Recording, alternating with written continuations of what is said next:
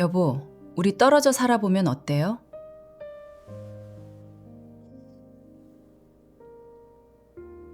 거칠게 놓이는 숟가락 소리와 함께 남편은 컵에 담긴 물을 단숨에 들이키고는 이내 입을 굳게 닫아버리더군요. 그것이 언제나처럼 우리 대화의 끝이었고 방 안에는 또다시 숨막히는 정막만이 덩그러니 내려앉았습니다. 자그마치 30해를 함께 살아온 우리 부부의 지극히 평범하고도 시린 밥상 풍경이었지요.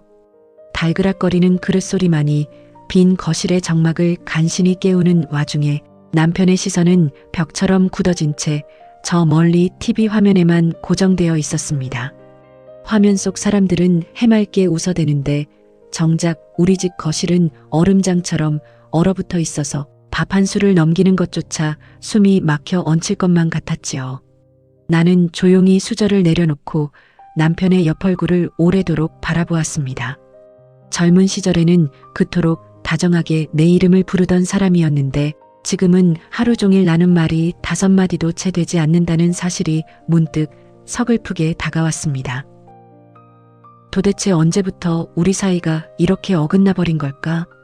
가만히 되짚어보면 남편이 평생 몸담았던 공직 생활을 명예롭게 퇴직하고 온종일 집안에 머물기 시작하면서부터였던 것 같습니다. 남들처럼 바람을 피운 것도 커다란 돈 사고를 낸 것도 아니었습니다. 그저 남들이 보기엔 사소하기 짝이 없는 의견 차이들이었지요. 수저를 놓는 위치 하나, 방문을 여닫는 소리의 크기, 텔레비전 볼륨을 조절하는 손짓 같은 작은 것들이 매일같이 삐걱거리며 신경을 긁어댔습니다. 퇴직하기 전에는 하루의 대부분을 서로 다른 공간에서 보냈기에 미처 몰랐던 습관들이 이제는 하루 종일 얼굴을 마주해야 하는 처지가 되고 나니 낱낱이 눈에 밟히기 시작한 것이었지요. 차라리 소리라도 지르며 크게 한판 싸우는 편이 이 서글픈 침묵보다는 나았을지도 모릅니다. 눈에 보이지 않는 칼날처럼 우리는 매일 조용히 서로를 깎아내리며 시들어가고 있었고 그렇게 속으로 사겨온 세월이 더 이상 참을 수 없는 지경에 이르렀습니다. 어느 깊은 밤 거실 불을 모두 끈 채 어둠 속에 홀로 앉아있는 남편의 실루엣을 문득 바라보게 된 날이 있었습니다. 그 초라하고도 고집스러운 뒷모습을 응시하는데 머릿속에서 이제는 정말 우리 인연이 한계에 다다랐구나 하는 확신이 가슴을 무겁게 짓눌러 왔습니다. 이대로 억지로 버티며 살다간 남은 인생의 불씨마저 허무하게 꺼져버릴 것만 같았지요. 나는 조용히 부엌으로 걸어가 물 한 잔을 따라 마시며 오래도록 창밖의 어둠을 바라보았습니다. 이혼이라는 극단적인 선택을 머릿속으로 수없이 떠올려 보지 않은 것은 아닙니다. 하지만 다 늙은 처지에 법원까지 찾아가 도장을 찍을 일은 아니었지요. 이미 각자 가정을 꾸리고 남부럽지 않게 살고 있는 아들딸의 얼굴이 눈에 밟혔고 평생 쌓아온 체면과 주변의 수군거림 또한 무시할 수 없었으니까요. 굳이 인생에 지울 수 없는 얼룩을 남기며 요란을 떨고 싶지는 않았습니다. 그렇다고 이대로 남은 평생을 이 숨막히는 침묵 속에서 흘려보낼 자신도 없었지요. 내가 바란 것은 그저 가슴 위에 얹힌 이 돌덩이를 치우고 조금이라도 편히 숨쉬고 싶다는 오직 그 한 가지 작은 바람뿐이었습니다. 서로가 쌓아온 수십 년의 생활 방식을 존중해주면서 잠시나마 각자의 공간에서 떨어져 지내는 것만이 벼랑 끝에 선 우리 부부가 택할 수 있는 마지막 비상구처럼 보였습니다. 그날 밤 나는 잠자리에 누워서도 쉽게 잠들지 못하고 이 말을 어떻게 꺼내야 할지 몇 번이고 마음속으로 되뇌었지요. 어느 날 저녁 마침내 가라앉은 공기를 깨고 내가 먼저 떨리는 목소리로 조심스레 말을 건넸습니다. 우리 더 미워하기 전에 따로 좀 지내보는 게 어떨까요? 남편은 찻잔을 만지작거리며 한참이나 깊은 침묵을 지켰습니다. 화조차 내지 않고 묵묵히 받아들이는 그 무덤덤한 모습이 오히려 우리가 건널 수 없는 강을 건넜음을 증명하는 것 같아 가슴이 아려왔지요. 이윽고 남편이 무겁게 고개를 끄덕였고 그렇게 30해를 함께한 우리 부부의 소리 없는 조론이 조용히 막을 올렸습니다. 그렇게 오랜 침묵 끝에 남편이 고개를 끄덕이던 그 순간 내 가슴속에서는 알 수 없는 안도감과 함께 새로운 인생이 열리는 듯한 결연함이 동시에 피어올랐습니다. 우리의 선택은 실패나 이별을 뜻하는 것이 아니라 가족이라는 틀에 갇혀 돌보지 못했던 각자의 인생을 살아보자는 담담한 선언이었기에 마음이 오히려 차분해졌지요. 서류에 도장을 찍고 남남이 되는 대신 우리는 남은 세월을 더 가치 있게 만들어줄 동반자로서 거리를 두기로 뜻을 모았습니다. 막상 결정을 내리고 나니 집안을 채우던 무거운 공기가 한결 가벼워지는 느낌이 들었고 남편도 자신의 방에서 조용히 짐을 꾸리며 새로운 시작을 준비하는 눈치였습니다. 30해를 살며 굳어진 서로의 습관을 억지로 뜯어고치기보다 이제는 멀리서 서로의 안녕을 빌어주는 편이 훨씬 나으리라는 것을 우리 둘 다 가슴 깊이 인정하고 있었던 모양입니다. 자식들에게는 불필요한 걱정을 끼치지 않으려 당분간 비밀로 붙이기로 약속했는데 이는 부끄러워서가 아니라 이 선택이 온전히 우리 두 사람만의 결단이어야 했기 때문이지요. 주말에 전화를 걸어온 아들딸의 일상을 듣고 있으면서도 이제 부모가 아닌 한 인간으로서 내 삶을 찾아가게 되었다는 생각에 가슴 한구석이 묘하게 설레기도 했습니다.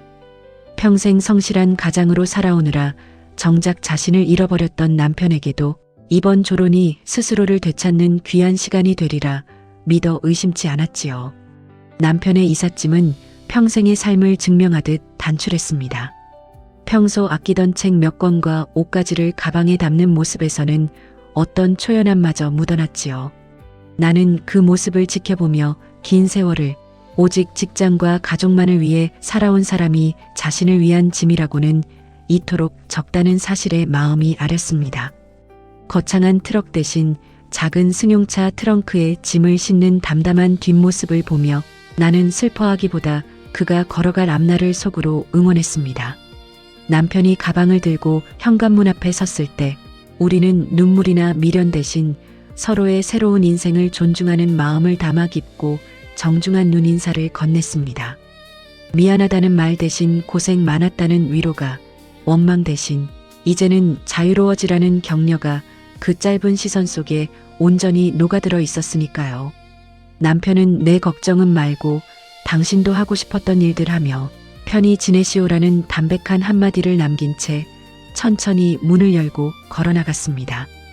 현관문이 닫히고 집안에 혼자 남은 그 순간 나는 거실 창가로 걸어가 멀어지는 남편의 차를 바라보며 깊은 숨을 내쉬었지요. 집안을 채우던 갈등의 불씨들이 사라진 공간은 무서울 정도로 고요했지만 그것은 외로움이 아니라 비로소 찾아온 평화였습니다. 부엌으로가 오직 나만을 위한 정갈한 식사를 준비하며 텅 빈 식탁에 앉아 음식을 음미하는 그 첫 경험은 새삼 신선하게 다가왔습니다. 창밖으로 저물어가는 노을을 바라보며 나는 오래도록 그 자리에 앉아 있었지요. 그렇게 홀로 지내는 삶에 조금씩 익숙해지던 어느 날 서재 탁자 위에서 남편이 미처 챙기지 못한 낡은 만년필 하나를 발견했습니다. 평생 공직 생활을 하며 분신처럼 아끼던 손때 묻은 물건이었지요. 만년필을 손에 쥐어보니 차갑고 묵직한 감촉이 전해져 왔는데 신기하게도 원망보다 먼저 이 작은 펜 하나로 가족을 부양하며 얼마나 고독하게 버텨왔을지에 대한 연민이 피어올랐습니다. 너무 가까이 붙어서서 매일 부딪힐 때는 보이지 않던 남편의 세월이 한 걸음 멀어져 각자의 삶을 살기 시작하니 비로소 눈에 들어오기 시작한 것입니다. 물론 자식들이 이 사실을 알게 되었을 때 마주해야 할 문제들이나 주변의 시선에 대한 염려가 완전히 사라진 것은 아니었습니다. 우리가 이 실험을 통해 정말로 더 건강한 동반자가 될 수 있을지, 각자의 인생을 잘 가꾸어 나갈 수 있을지에 대한 막연한 긴장감은 여전히 남아 있었지요. 하지만 그것은 두려움이라기보다 더 나은 내일을 향해 나아가는 설렘에 가까웠습니다. 창밖에 내리는 고요한 밤이 이제는 내 홀로서기를 조용히 지켜봐주는 것만 같았습니다. 만년필을 서랍 한편에 조심스레 넣어두며 나는 다음에 남편을 만나면 이것을 돌려주어야겠다고 생각했지요. 남편이 떠나고 온전히 나만의 공간이 된 거실에 앉아 밤하늘을 바라보고 있으니 그동안 묵혀두었던 감정들이 한꺼번에 내려앉는 듯한 해방감이 밀려왔습니다. 누군가의 눈치를 보지 않고 원하는 시간에 차를 끓이고 좋아하는 책을 펼쳐볼 수 있는 이 사소한 일상이 어쩌면 그동안 갈구해왔던 온전한 나로서의 삶이었음을 새삼 체감하게 되었지요. 하지만 마냥 자유에 취해 있기에는 우리 앞에 놓인 현실적인 문제들이 여전히 커다란 파도처럼 고요한 수면 아래에서 출렁이고 있었습니다. 그 중에서도 가장 먼저 마음을 짓눌러 온 것은 이미 각자 가정을 꾸리고 살아가는 아들, 딸에게 이 사실을 어떻게 설명해야 할지에 대한 두려움이었습니다. 아이들은 늘 우리가 퇴직 후에도 평온한 노후를 보내고 있을 거라 믿고 있었기에 부모가 따로 살기로 했다는 소식은 큰 충격이 될 게 뻔했으니까요. 자식들의 걱정을 사고 싶지 않았고 무엇보다 평생 주변의 시선과 체면을 중요하게 여기던 남편의 입장을 고려해서라도 우리는 당분간 이 선택을 우리 둘만의 비밀로 붙이기로 합의를 보았습니다.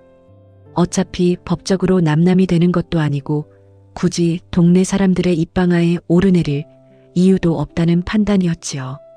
자식들에게 부모의 선택이 또 다른 마음의 짐으로 작용하지 않기를 바라는 마음이 간절했기에 우리는 철저하게 각자의 영역에서 침묵을 지키기로 무언의 약속을 나누었습니다. 막상 이 비밀을 가슴에 품고 나니 평소 아무렇지 않게 주고받던 자식들과의 일상적인 대화 한마디가 살얼음판을 걷는 것처럼 조심스럽게 느껴지기 시작하더군요. 화요일 저녁이면 어김없이 안부 전화를 걸어오는 딸아이의 목소리가 들려올 때마다 나는 나도 모르게 목소리를 가다듬고 평소보다 밝은 어조로 대답하곤 했습니다. 딸아이는 엄마 아빠는 지금 뭐 하셔? 퇴직하시고 나니까 두 분이서 아주 붙어 다니느라 바쁘신가 바라며 해맑게 웃었는데 그 말에 가슴 한구석이 아파오면서도 나는 본능적으로 둘러대야만 했지요. 남편은 서재에서 책을 보고 있다거나 피곤해서 일찍 잠자리에 들었다는 핑계를 댈 때마다 등 뒤로 식은땀이 흐르는 기분이었습니다. 자식들에게 거짓말을 하고 있다는 자책감보다는 이 성숙한 선택이 아이들 눈에 그저 늙은 부모의 철없는 불화로 비춰질까봐 그것이 못내 두려웠던 모양입니다. 평생을 성실함의 대명사로 자식들에게 모범이 되어왔던 남편 역시 자신의 작은 거처에서 자식들의 전화를 받을 때마다 얼마나 많은 감정을 속으로 삼키고 있을지 생각하니 묘한 연민이 밀려오기도 했지요. 이것은 부끄러운 짓을 한 것도 아니고 오직 서로의 남은 인생을 아름답게 가꾸기 위해 고심 끝에 내린 결단이었음에도 세상의 편견과 자식들의 시선 앞에서는 여전히 숨겨야만 하는 비밀이 된다는 사실이 조금은 서글프게 다가왔습니다. 그래도 우리는 각자의 공간에서 조금씩 나만의 삶을 구축해 나가며 수십 년간 잊고 지냈던 스스로의 가치를 되찾는 일에 차츰 몰입하기 시작했습니다.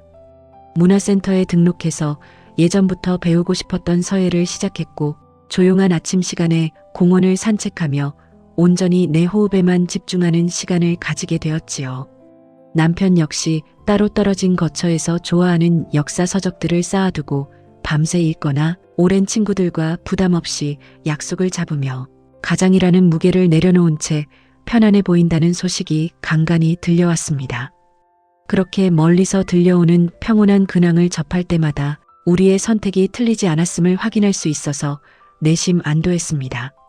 하지만 자식들이 눈치채지 못하도록 쳐놓은 이 얇은 장벽은 예상치 못한 아주 사소한 계기로 언제든 무너질 수 있는 아슬아슬한 것이었지요. 주말에 예고도 없이 반찬을 싸들고 찾아오겠다는 아들의 연락을 받을 때마다 나는 가슴이 철렁 내려앉으며 다급하게 남편에게 연락해 상황을 조율해야만 했습니다.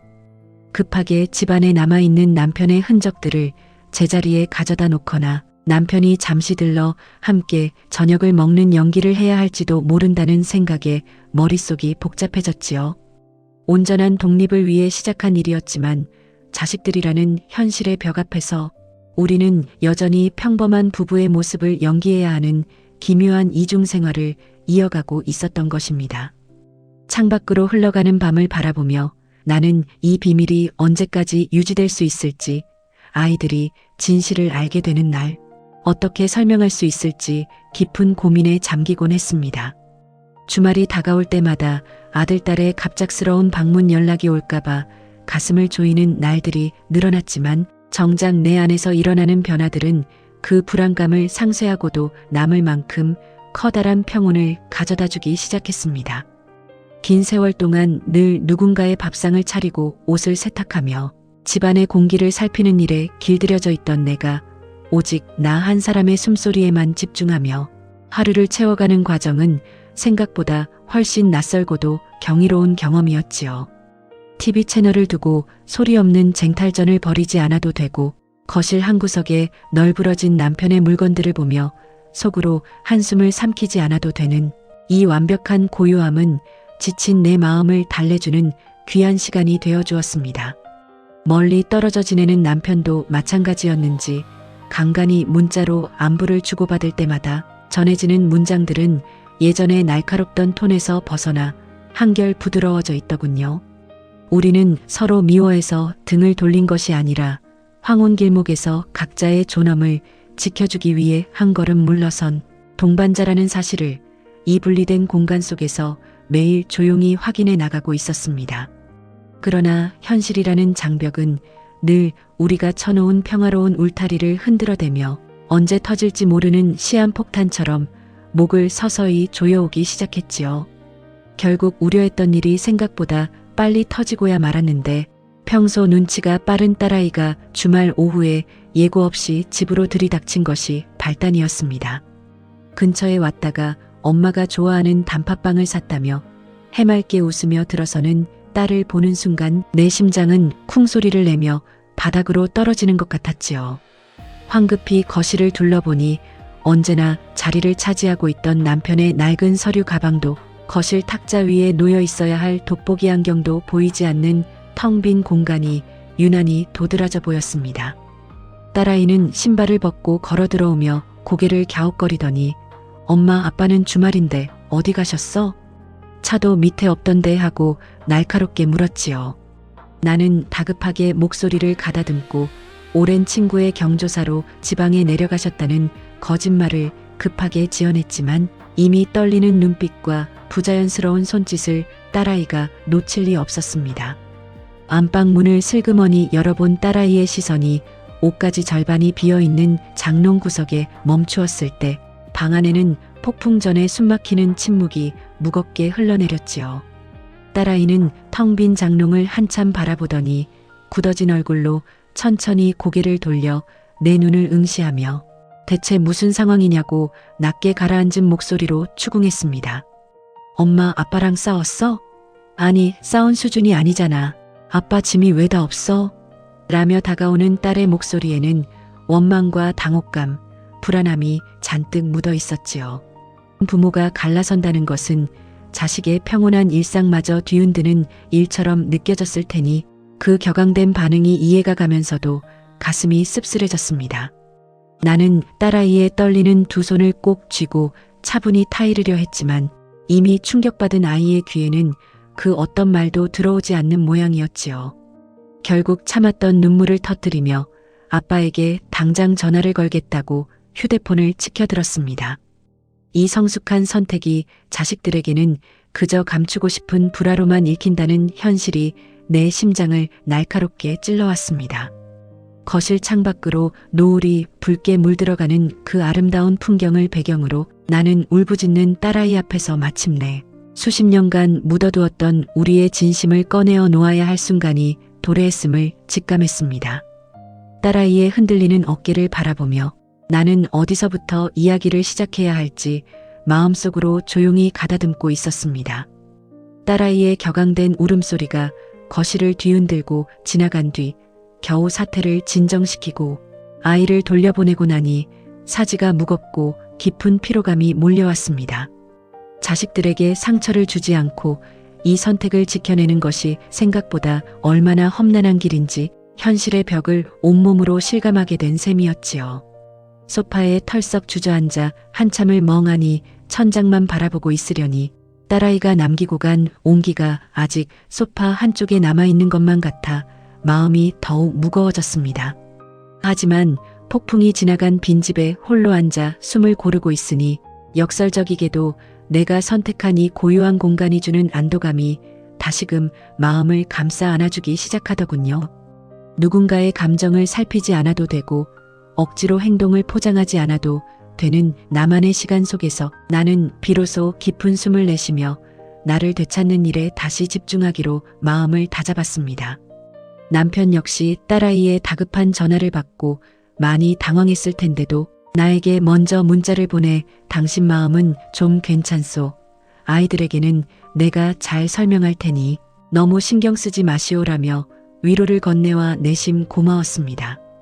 우리는 그렇게 서로 다른 공간에 존재하면서도 오히려 한 지붕 아래 묶여 있을 때보다 훨씬 깊이 상대를 배려하고 걱정하는 관계를 만들어가고 있었던 것입니다. 딸아이가 다녀간 지 며칠이 지나고 맞이한 아침, 나는 오직 나 한 사람만을 위한 소박한 식사를 준비하기 위해 오랜만에 활기찬 걸음으로 부엌으로 향했습니다. 평생 남편이 좋아하는 얼큰한 찌개나 아이들이 즐겨 먹던 고기 반찬 위주로 채워졌던 조리대 위에 이제는 내가 좋아하는 담백한 나물과 부드러운 죽 한 그릇이 자리를 잡았지요. 매일 아침 시계를 보며 서둘러 밥상을 차리고 수저 위치 하나까지 신경 쓰던 그 고단한 의무감에서 비로소 해방되었다는 사실이 새삼 가슴 깊은 곳에서 알 수 없는 홀가분함으로 피어올랐습니다. 냄비에서 끓어오르는 소리 외에는 그 어떤 소음도 섞이지 않는 부엌에서 나는 수십 년 만에 처음으로 어머니나 아내가 아닌 나라는 한 인간을 위한 조리를 조용히 즐기고 있었지요. 흰 사발에 음식을 담아 식탁에 혼자 마주 앉은 그 순간 창문 너머로 쏟아지는 아침 햇살이 밥상 위를 따스하게 비추는데 마음이 참 평온해졌습니다. 자유 속에서 천천히 음식을 음미하고 있으려니 신기하게도 슬픔이나 외로움 대신 묘한 감동이 밀려오더군요.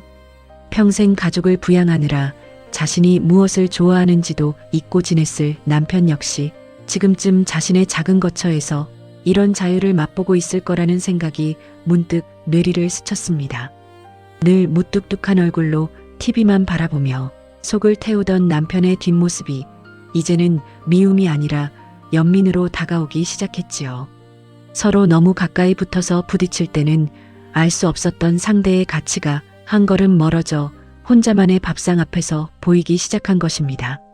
하지만 이 평화로운 식사 시간도 잠시 식탁 한 구석에 덩그러니 놓인 빈 의자를 물끄러미 바라보는 순간 마음속 깊은 곳에 숨어있던 낯선 허전함이 미세한 파동을 일으키며 고개를 들기 시작하더군요. 평생 귀찮게만 느꼈던 남편의 헛기침 소리나 발걸음 소리가 완전히 지워진 이 공간의 침묵이 순간 지독하게 낯설어졌습니다. 침묵이 내려앉은 식탁에서 마지막 숟가락을 내려놓는 순간 평생 들어본 적 없는 정막이 온 집안의 공기를 타고 살결에 차갑게 와닿는 것만 같았습니다.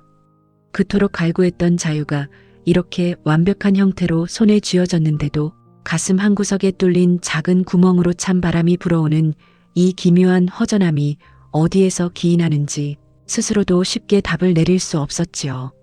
수십 년간 올가매던 가사 노동의 사슬은 분명 가볍게 풀려났는데 밥상을 물리고 난 뒤의 거실은 시간이 멈춰버린 것처럼 정지해 있었습니다.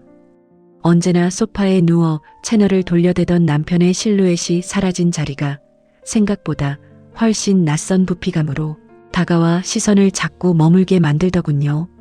나는 괜스레 리모컨을 손에 쥐어보았다가 딱히 볼 것도 없으면서 그저 그 익숙한 무게감이 그리워 다시 내려놓기를 반복했습니다.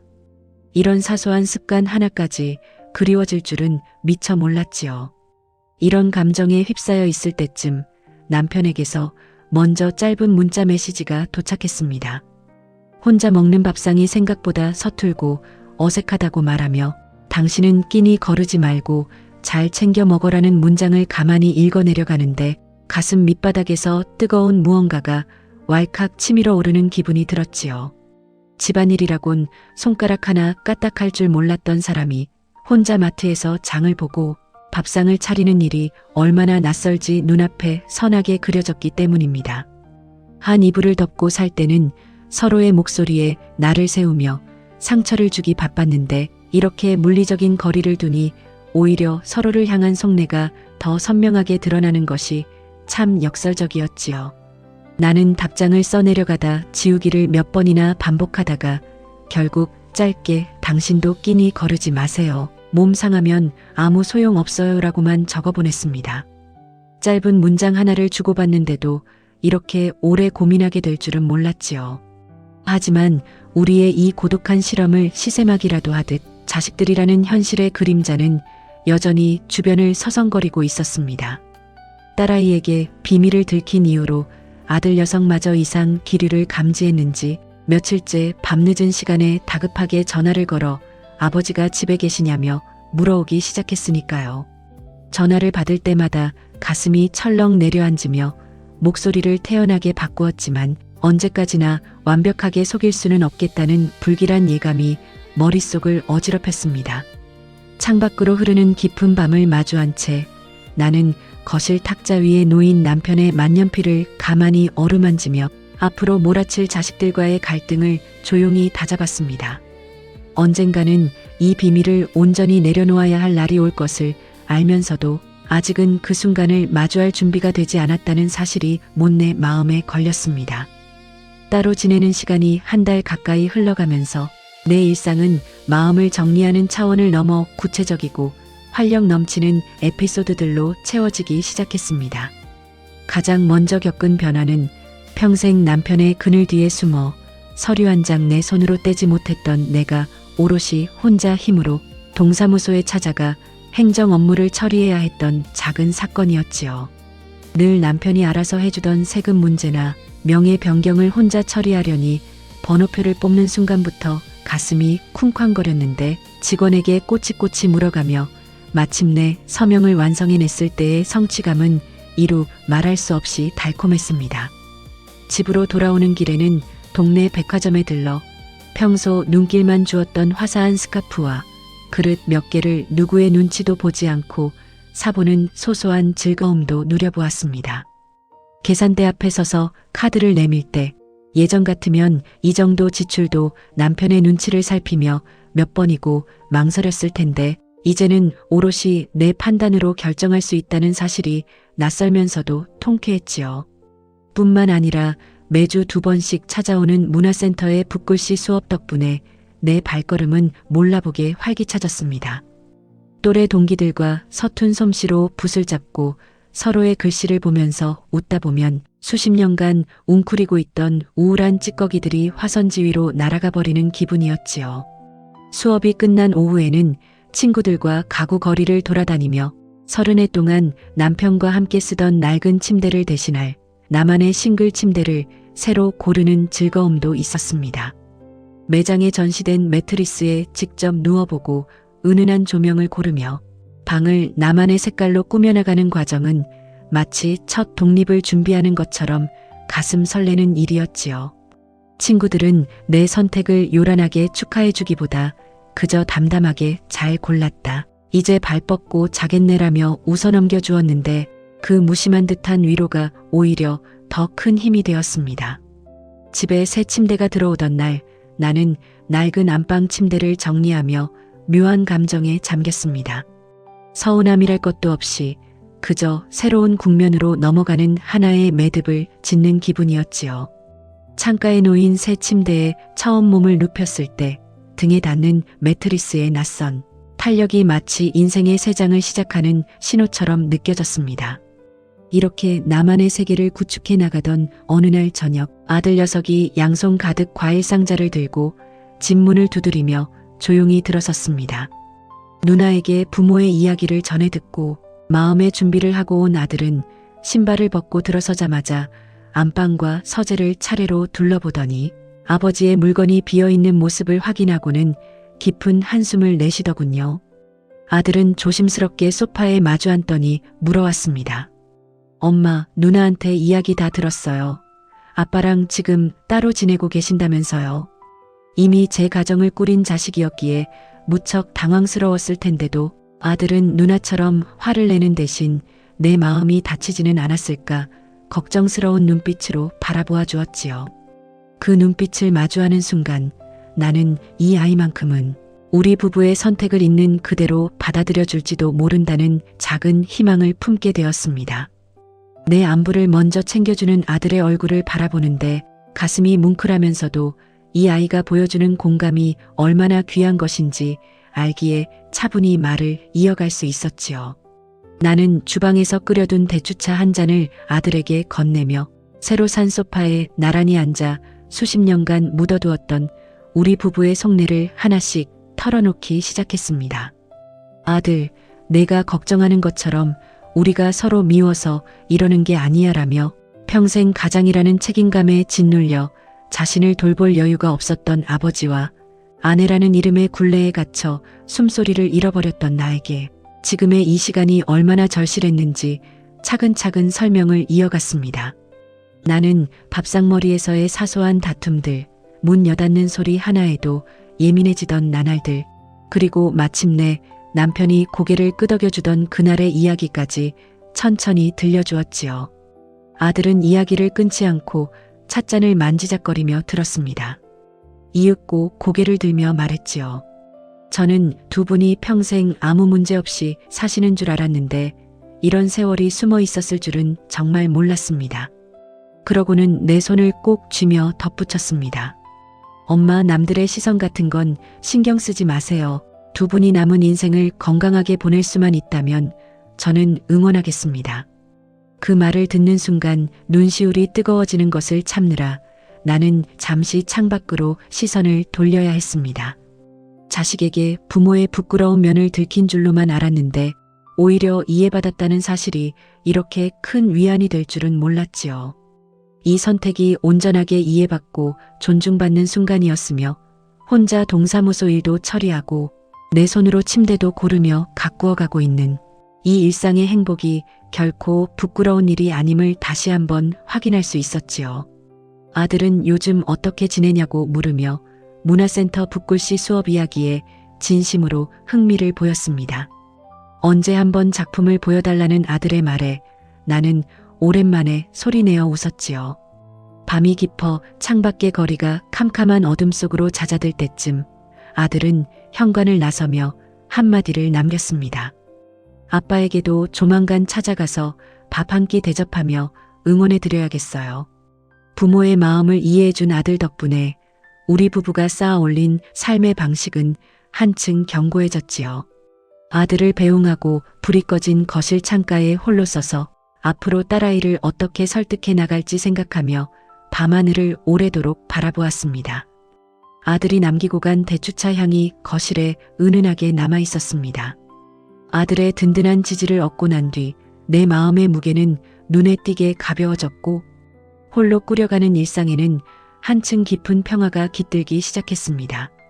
혼자 맞이하는 목요일 아침에는 일부러 시장에 나가 꽃 몇 송이를 사와 거실 탁자에 꽂아두기도 하고 커피 한 잔을 내려놓고 클래식 음악을 틀어놓은 채 온전한 사색을 즐기기도 했지요.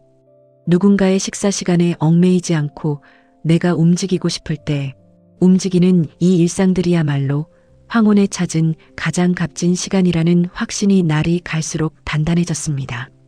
남편 역시 아들과 만나 이야기를 나누었는지 아들이 다녀갔소. 녀석이 내 앞날을 응원해 주더군요라는 여유로운 문자를 보내와 서재 책상에 앉아 홀로 미소를 짓기도 했지요.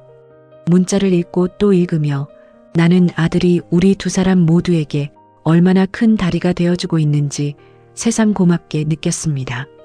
하지만 아들이 준 평화가 채 가시기도 전에 여전히 부모의 따로 살기를 불화로만 받아들이는 딸아이의 존재는 내 거실의 평온을 흔드는 커다란 숙제로 남아 있었습니다. 딸아이는 그날 이후로도 내 전화는 물론 아들의 연락마저 차갑게 피하며 부모가 이 나이에 갈라섰다는 사실에 대한 상처를 혼자 사귀고 있는 모양이었지요. 제 가정을 꾸려 반듯하게 사는 모습을 부모에게 보여주고 싶어 했던 아이였기에 아버지와 엄마의 이 선택이 부끄럽게 느껴져 쉽게 마음을 열지 못하는 그 심정을 모르는 바가 아니었습니다. 밤마다 딸아이에게 문자를 보낼까 말까 고민하다가 결국 지우고 많은 날들이 이어졌습니다. 섣부른 말 한마디로 아이의 상처를 더 깊게 만들고 싶지 않았기 때문이지요. 어떻게든 딸아이의 다친 마음을 열어주어야겠다는 결심이 서던 찰나에 마침내 딸아이가 붉게 가라앉은 안색을 한 채 다시 한번 아파트 현관문을 두드리며 조용히 들어섰습니다. 손에는 내가 좋아하는 단팥빵과 따뜻한 차가 들려 있었는데 눈가에는 며칠간 혼자 눈물을 흘린 듯한 붓기가 남아 있었지요. 방 한구석에 놓인 내 싱글 침대와 바뀐 거실 풍경을 물끄러미 바라보더니 예전처럼 화를 내는 대신 소파에 힘없이 주저앉아 조용히 어깨를 들썩였습니다. 엄마, 아빠랑 정말 이렇게 끝낼 거야? 두 분이 다정하게 늙어갈 줄 알았단 말이야라며 울먹이는 딸의 원망은 거실의 온기를 단숨에 얼려버릴 만큼 시리게 가슴을 파고들었습니다. 조용히 어깨를 들썩이는 딸아이의 곁으로 다가가 나는 아이의 떨리는 두 손을 꼭 쥐고 가슴속 가장 깊은 곳의 진심을 나직하게 꺼내어 놓기 시작했습니다.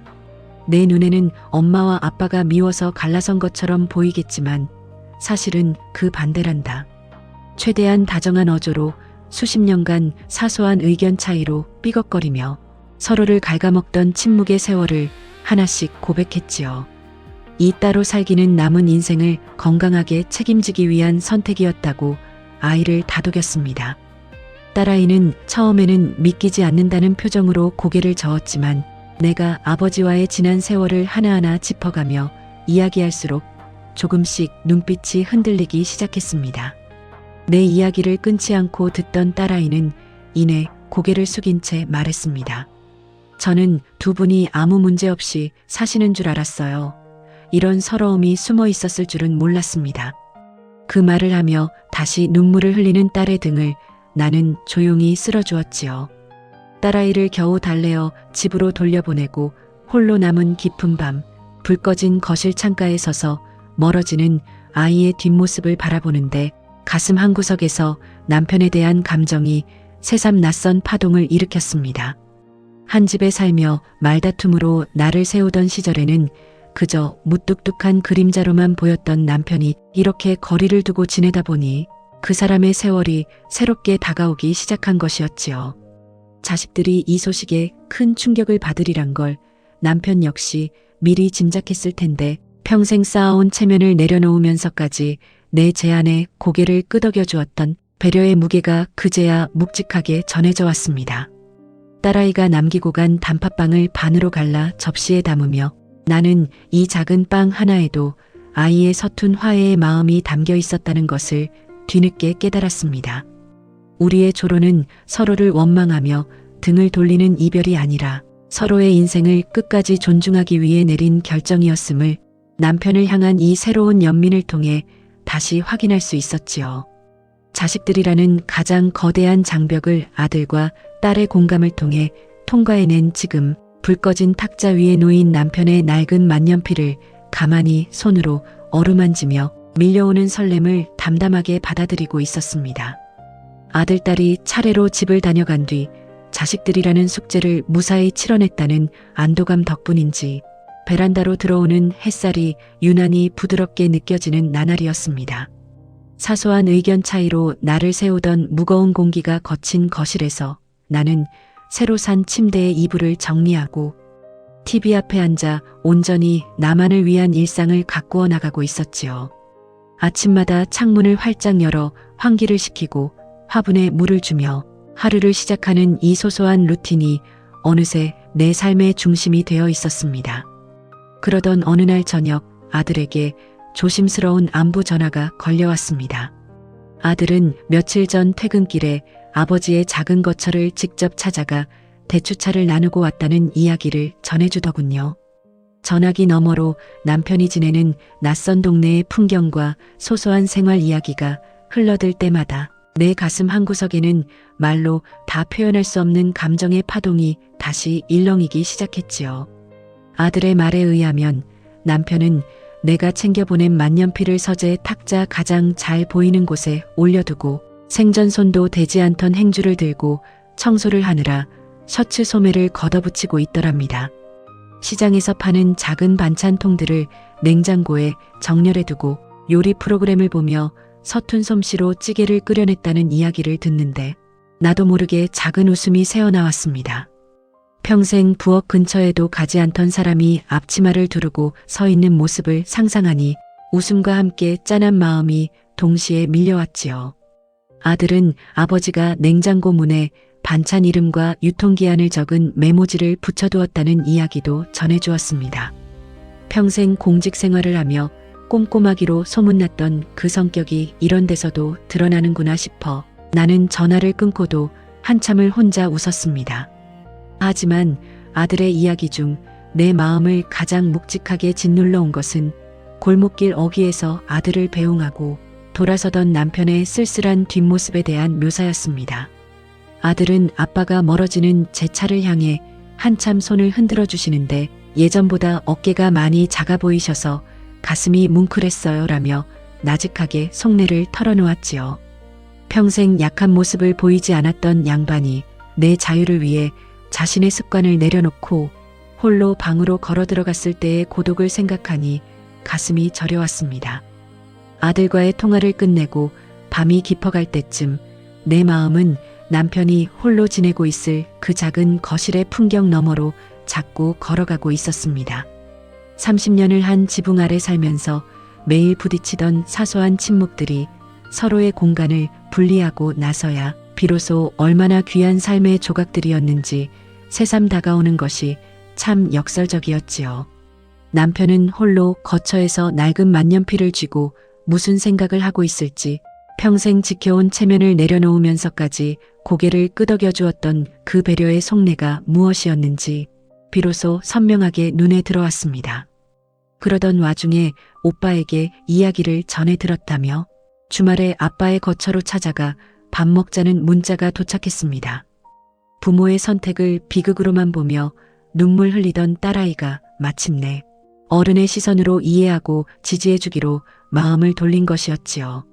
문자를 읽는 내 손끝이 가늘게 떨렸고 가슴속에서는 알 수 없는 감동이 밀려왔습니다.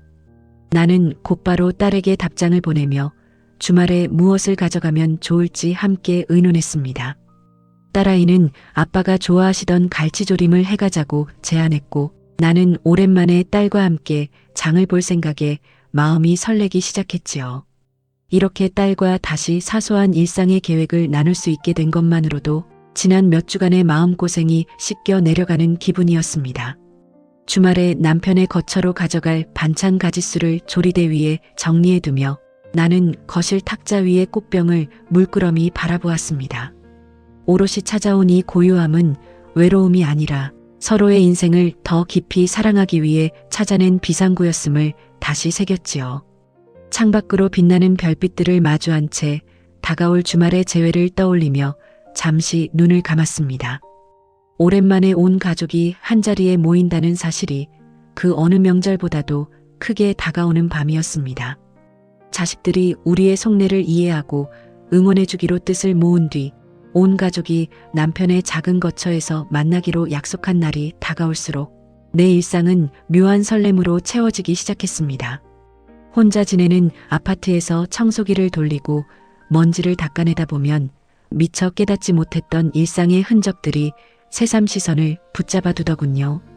평생 남편이 퇴직하기 전까지는 나 역시 당연하게 받아들였던 청소와 빨래, 그리고 삼시세끼를 준비하던 생활의 무게가 완벽하게 분리된 나만의 공간을 가꾸다 보니 역설적으로 얼마나 고단한 싸움이었는지 몸소 실감하게 된 것입니다. 매일 아침 남편의 구겨진 셔츠를 다리며 속으로 삼겼던 사소한 의견 차이와 묵묵한 한숨들이 어쩌면 나 한 사람만의 고통이 아니라 우리 두 사람 모두가 각자의 자리에서 조용히 감내해온 세월이었다는 생각이 들었지요. 문화센터에 붓글씨 수업이 없는 날에는 베란다로 나가 아침 햇살을 맞으며 나는 수십 년 만에 처음으로 아내라는 무거운 의무감을 내려놓고 오롯이 나만의 호흡에 집중하는 기쁨을 누렸지요. 누구의 눈치도 보지 않고 가구 배치를 새로 바꾸고 그동안 가족을 부양하느라 잊고 지냈던 내 내면의 자아를 조금씩 깨우는 시간이 되어주었습니다. 하지만 그렇게 나만의 행복을 개척해 나가면서도 내 마음 한구석은 주말에 만나게 될 남편의 낯선 살림살이와 아들이 전해준 쓸쓸한 뒷모습의 잔상 너머로 자꾸만 걸어가고 있었습니다. 평생을 성실한 공직자로만 살아가느라 정작 손에 양념 한번 묻혀본 적 없던 사람이 시장에서 산 반찬통들을 냉장고에 정렬해 두고 홀로 찌개를 끓여내며 겪었을 그 낯설고 어설픈 시간이 머릿속에 선하게 그려질 때마다 묘한 연민이 밀려왔지요. 서로 너무 가까이 붙어서서 날카로운 말다툼을 벌이던 시절에는 도저히 보이지 않았던 남편의 외로움과 고독했던 가장의 무거운 책임감이 이렇게 한 걸음 물러서서 각자의 공간을 존중해주니 비로소 눈에 들어오기 시작한 셈입니다.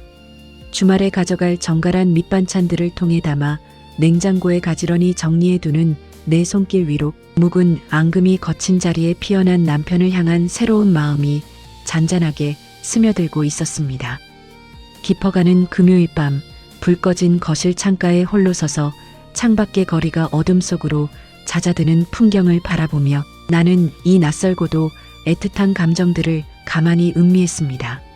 서로에게 남긴 작은 상처들이 각자의 공간에서 스스로의 삶을 가꾸어 나가는 시간을 통과하며 조금씩 다른 색으로 변해가고 있었으니까요. 남편이 체면을 내려놓으면서까지 내 제안에 고개를 끄덕여 주었던 그 결정의 무게를 이제는 숨기지 않고 똑바로 마주할 수 있었습니다. 우리의 따로 살기가 가정이 산산조각 나는 일이 아니라 남은 세월을 더 건강하게 책임지기 위해 함께 찾아낸 방법이었음을 나는 창밖의 별빛을 바라보며 다시 한번 마음에 새겼습니다. 그리고 문득 내일 남편을 마주하면 무슨 말부터 꺼내야 할지, 괜히 어색해지지는 않을지 하는 사소한 걱정이 밀려와 나도 모르게 옅은 웃음이 나왔지요. 나 자신조차 이런 긴장감을 느끼게 될 줄은 몰랐습니다.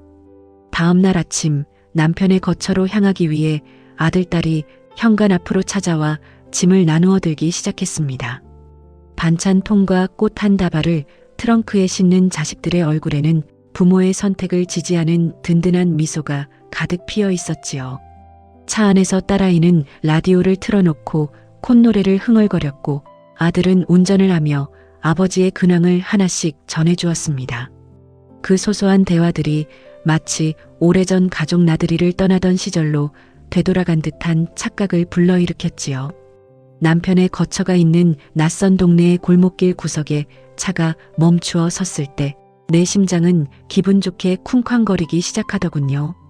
골목 어귀에 늘어선 낮은 담장과 화분들을 바라보며 이곳이 지난 몇 주간 남편이 매일 오가던 길이었구나 생각하니 마음이 새삼스러웠습니다. 저 멀리 빌라 건물의 문을 열고 걸어 내려오는 남편의 실루엣이 눈에 들어오는 순간 내 시선은 그 사람의 하얗게 세어버린 머리칼과 한결 부드러워진 안색 위로 머물렀습니다. 차에서 내려 남편이 홀로 지내는 소박한 빌라의 거실 문턱을 조심스레 넘어섰을 때 코끝을 스치고 지나간 것은 익숙했던 담배 냄새가 아니라 은은하게 번지는 허브 향이었습니다. 자식들과 함께 반찬통을 들고 걸어 들어가며 집안을 유심히 살피는데 평생 손가락 하나 까딱할 줄 몰랐던 사람이 꾸려놓은 살림이라고는 믿기지 않을 만큼 사방이 깨끗하게 정돈되어 있어서 놀라움을 금치 못했지요. 서재 탁자 위에는 내가 챙겨보낸 만년필이 소중하게 놓여 있었고 TV 앞에는 매일 아침 혼자 걷는 산책로 지도가 꼼꼼하게 메모되어 붙어 있었습니다. 작은 책장에는 낯익은 역사책들이 가지런히 꽂혀 있었고 창가에는 작은 화분 하나가 새로 놓여 있어서 나도 모르게 걸음을 멈추고 바라보았습니다. 언제 이런 걸 키우기 시작했나 싶어 물으니 남편은 겸연쩍은 얼굴로 심심해서 하나 사다 놓았소라며 짧게 대답했지요. 그 소박한 대답 속에 담긴 낯선 취미가 나에게는 이 사람이 이곳에서 정말로 자신만의 시간을 살아가고 있다는 증거처럼 느껴졌습니다. 우리를 맞이하는 남편은 예전처럼 딱딱한 권위를 내세우는 대신 한결 편안해진 미소로 아들딸의 어깨를 토닥이고 나에게도 먼 길 오느라 고생 많았소. 어서 들어와서 앉으시오라며 정중하게 인사를 건네오더군요. 부엌으로 걸어가 반찬들을 냉장고에 넣어두려 문을 열었을 때 그 안에는 태워 먹은 멸치볶음의 흔적과 서투르게 썰어 넣었을 두부 조각들이 나란히 담겨 있어서 가슴이 찌르르 하면서도 다행이라는 생각이 들었지요.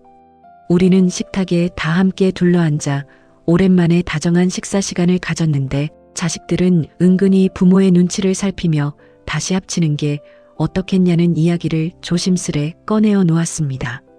나와 남편은 그 순간 서로를 향해 눈인사를 건네며 과거로 돌아가는 것만이 정답은 아님을 소리 높이지 않고 담담하게 보여주었지요. 남편은 숟가락을 들고 천천히 음식을 음미하더니 조용히 말했습니다.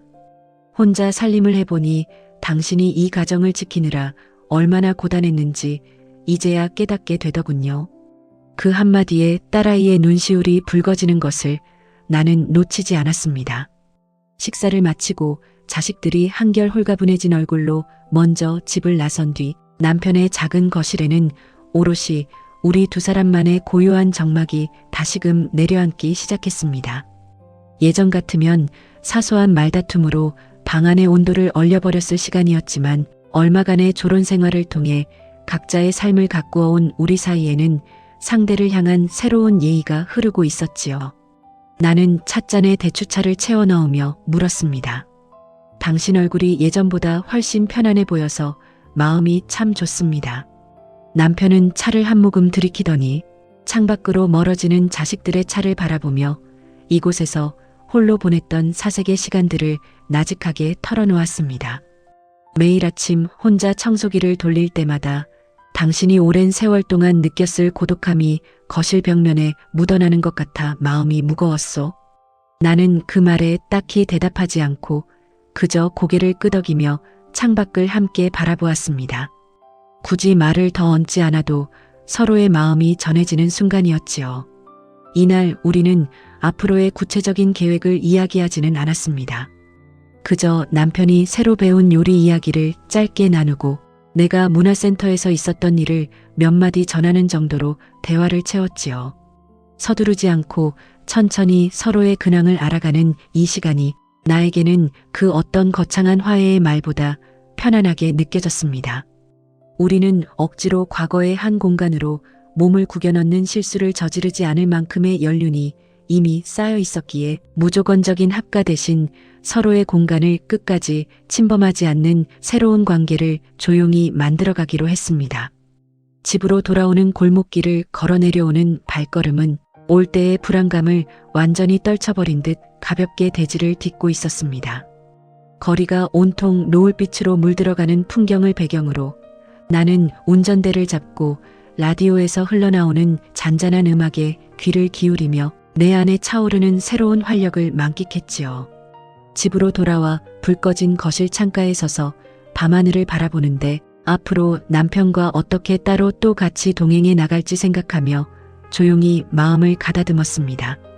다음에 만날 때는 내가 먼저 그의 거처를 방문해 산책로 지도에 그려진 길을 함께 걸어봐야겠다는 생각이 문득 들었습니다. 남편의 거처를 다녀온 이후로 우리 부부를 바라보던 자식들의 시선에는 눈에 띄는 안도감이 감돌기 시작했습니다.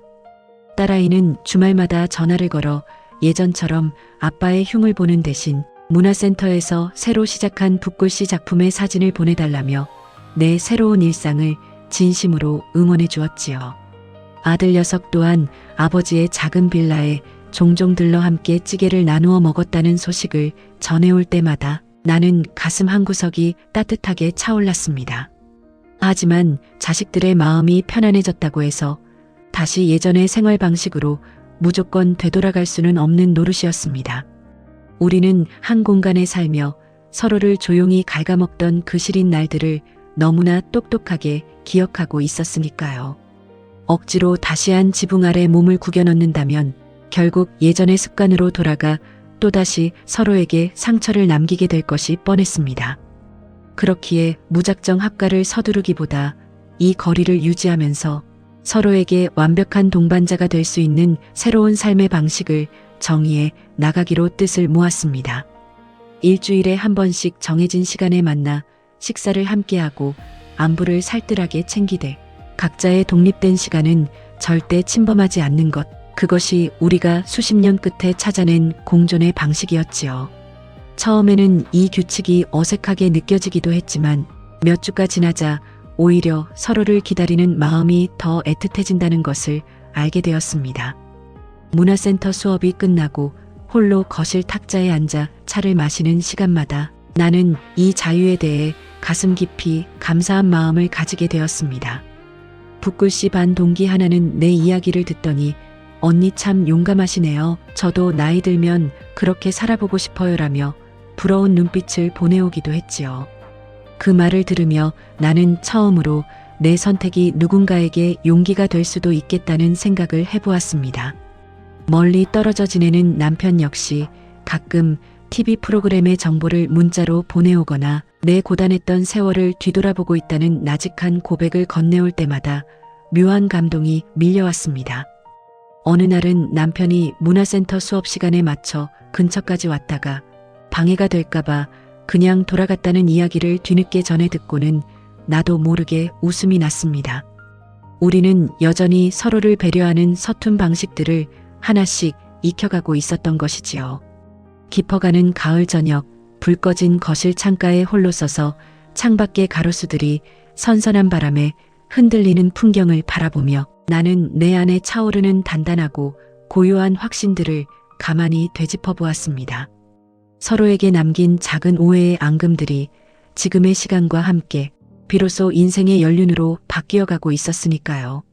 다음 날 오후 나는 남편과 동네 나지막한 공원 산책로 입구에서 만나 가볍게 발걸음을 맞추어 걷는 시간을 가졌습니다.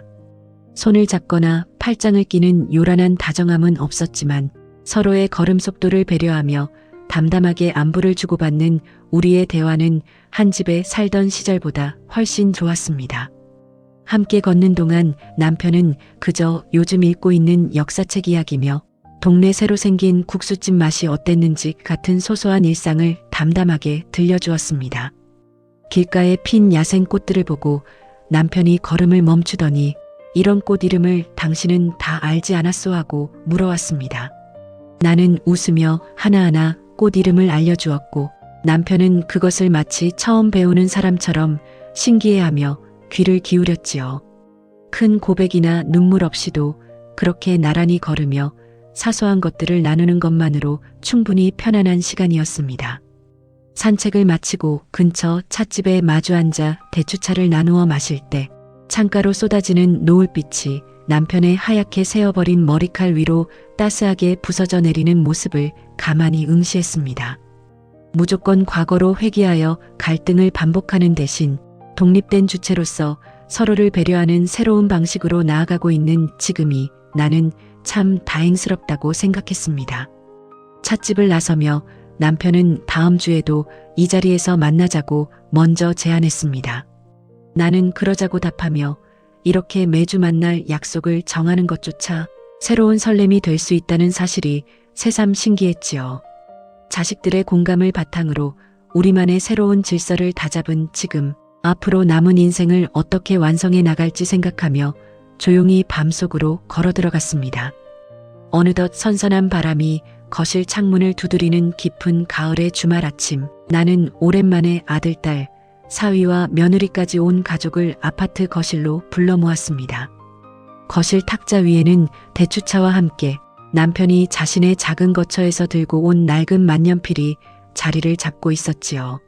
자식들은 여전히 부모의 얼굴을 번갈아 살피며 혹시나 다시 합치겠다는 소식을 기대하는 눈치였지만 나와 남편은 편안한 미소를 지으며 서로를 향해 눈인사를 건넸습니다. 남편은 찻잔을 천천히 만지작거리더니 자식들을 둘러보며 입을 열었습니다.